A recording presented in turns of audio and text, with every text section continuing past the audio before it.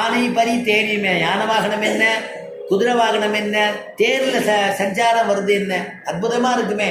அதனால அருளாள பெருமாள் வந்தார், ஆணை பரி தேரின் மேல் அழகர் வந்தார், கச்சிதனில் கண் கொடுக்கும் பெருமாள் வந்தார். கண் கொடுத்த பெருமாள் இல்லையா புறத்தாழ்வானுக்கு, அவர் இழந்த கண்ணை கொடுத்தார் இல்லையா, அதனால கண் கொடுக்கும் பெருமாள் வந்தார். கருத வரம் தரும், நீ என்ன உனக்கு என்ன பண்ணணுமோ அதை தான் கருதி எது நல்லதோ அதை நமக்கு அனுகிரகம் பண்ணுவாராம், வரமா கொடுப்பாராம். கருத வரம் தரும் தெய்வ பெருமாள் வந்தார்.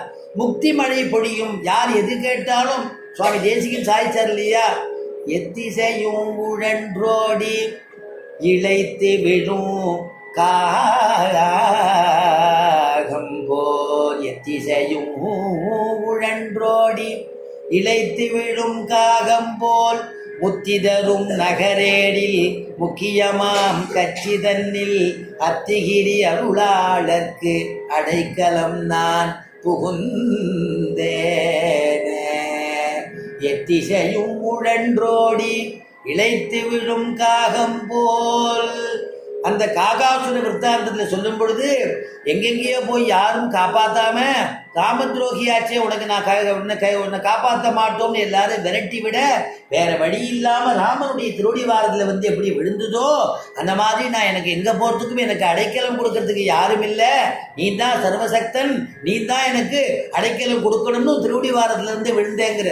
அதனால முத்தி தரும் நகரேடில் முக்கியமாம் கச்சிதன்னில் அத்திகிரி அருளாளருக்கு அடைக்கலம் நான் புகுந்தேனேன்னு சரணாகதி பண்ணியிருந்தார் இல்லையா.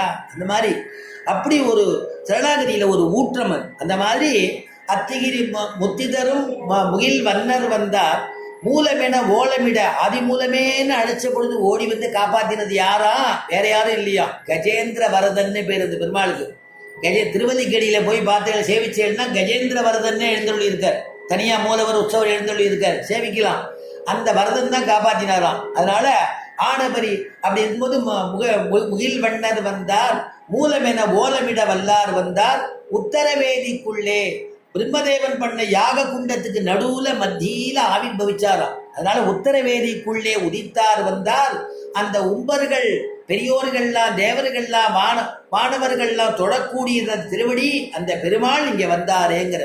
அதனால முக்தி தரும் பொழிலேள் வந்தார், மூலமென ஓலமிட வல்லார் வந்தார், உத்தரவேதிக்குள்ளே உதித்தார் வந்தார், கும்பர் தொழும் கழல் உடையார் வந்தார் தாமேன்னு எப்படி பாடினாரோ அந்த பெருமாள் அவர் துதி பண்ணார் சுவாமி தேசிகன்.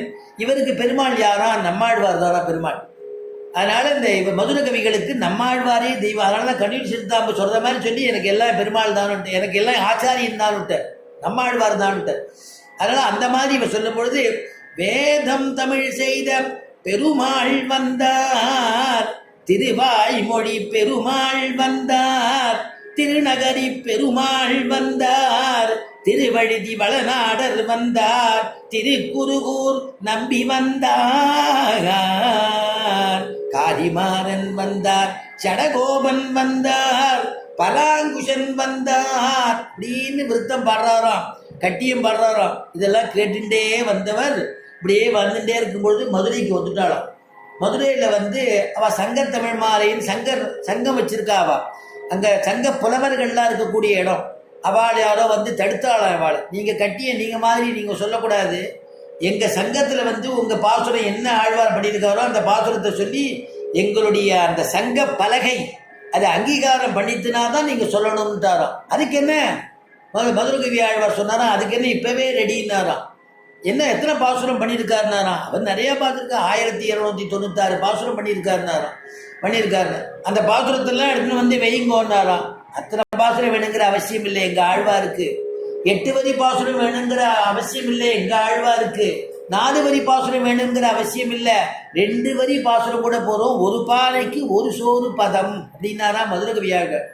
அதனால அப்படிப்பட்டதான பாசுரத்தை ஆச்சரியமாக என்ன பாசுரம் எழுதினான்னா, கண்ணன் கழலினை நன்னும் மனமுடையீர், கண்ணன் கழலினை நன்னும் மனமுடையீர், என்னும் திருநாமம் தின்னம் நாரணமே, கண்ணன் கழலினை நன்னும் மனமுடையீர், என்னும் திருநாமம் தின்னம் நாதனமே நாதன நம்மான் பாரணங்காணல் நாதன நம்மான் பாரணங்காணன்